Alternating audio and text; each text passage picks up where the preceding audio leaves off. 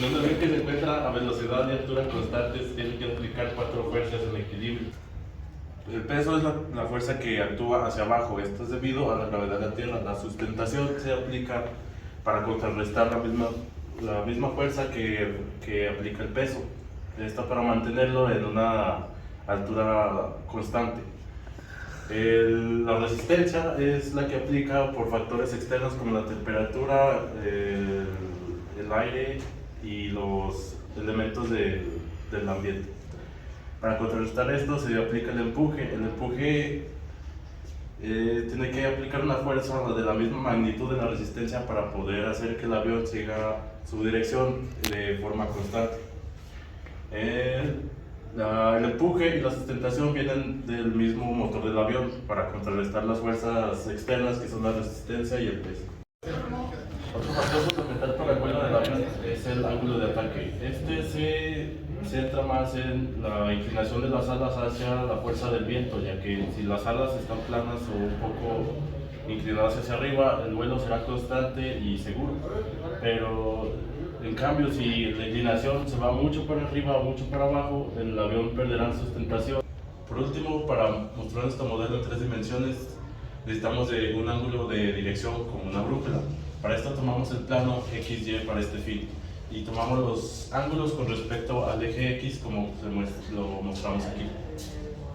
Deducción de las fórmulas utilizadas en el código.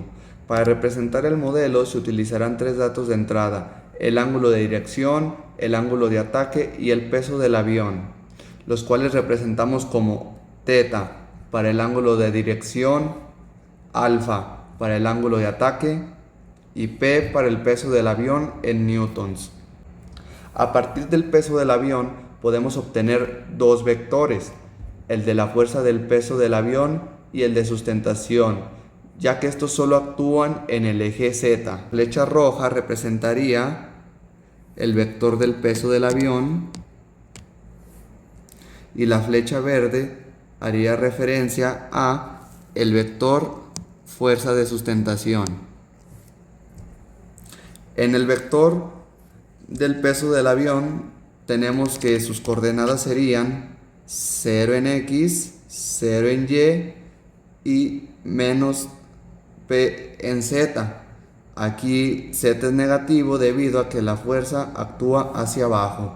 Y en el vector fuerza de sustentación tenemos 0 en X, 0 en y Z positiva porque aquí la fuerza actúa hacia arriba.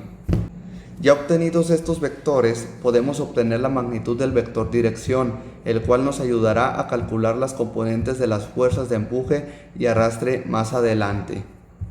El vector azul representa al vector dirección y alfa el ángulo de ataque con respecto al plano XY.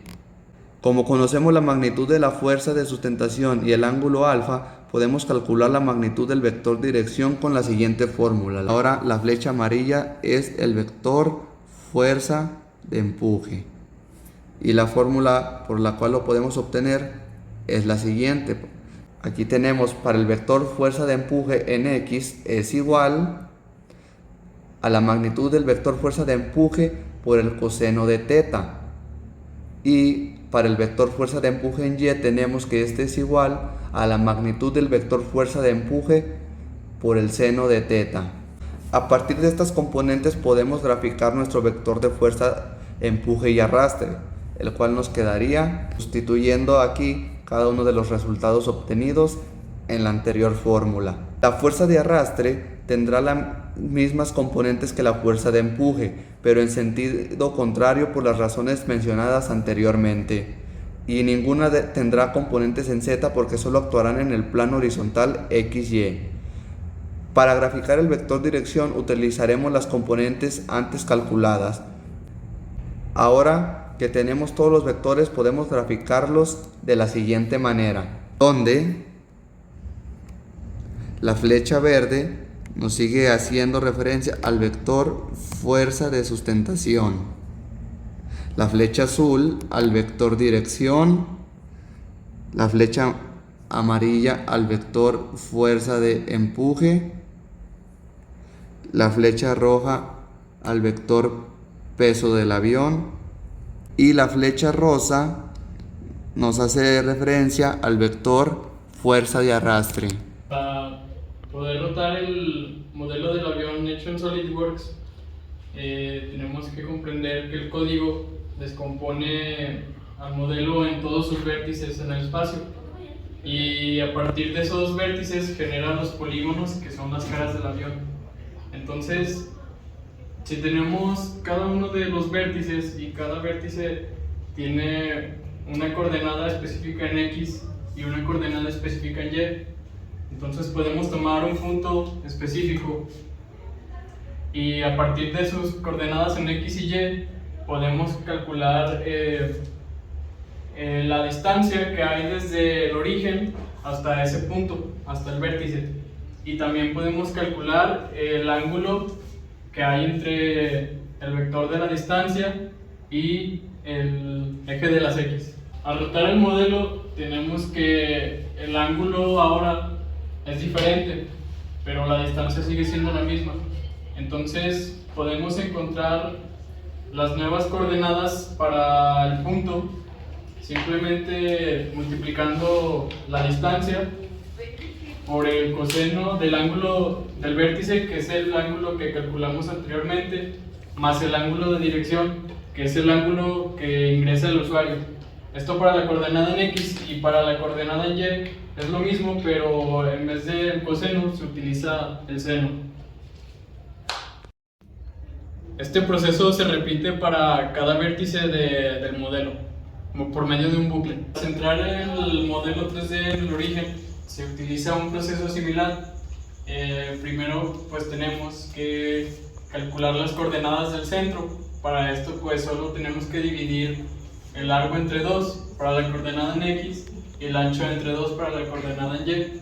Y después de eso también sacamos el ángulo respecto al centro, que se hace con la tangente inversa, y también volvemos a sacar la distancia del origen al centro de la figura con el teorema de Pitágoras. Cuando rotamos el modelo tenemos que el ángulo vuelve a cambiar, pero la distancia al centro sigue siendo la misma. Entonces, para calcular las nuevas coordenadas, de nuevo utilizamos la función coseno para el caso de la coordenada en X multiplicada por la distancia, y sería el coseno del ángulo con respecto al centro más el ángulo de dirección que es ingresado por el usuario. Y igual para la coordenada en Y sería la distancia por el seno el ángulo respecto al centro más el ángulo de dirección ingresado por el usuario. Último paso, tenemos que, para poder centrar el modelo en el origen, tenemos que calcular la traslación necesaria para que se anule el vector de distancia con el de traslación. Y para esto pues solo tenemos que cambiarle el sentido al vector de la distancia invirtiendo las coordenadas que sacamos anteriormente. Bueno, aquí tenemos el código, aquí tenemos la parte de las librerías. Todo esto es para ingresar los datos. Aquí genera los vectores. Aquí calcula las fuerzas de magnitud, las magnitudes de las fuerzas. Aquí cargamos el modelo 3D. Aquí se aplica la rotación. Aquí aplicamos la traslación. Y en esta parte se grafican los vectores. Entonces le damos a correr. Ingresamos un ángulo de dirección, un ángulo de ataque, el peso del avión. Nos genera el gráfico donde aparecen todas las fuerzas, y cuando cerramos aquí nos aparecen todos los datos resultados.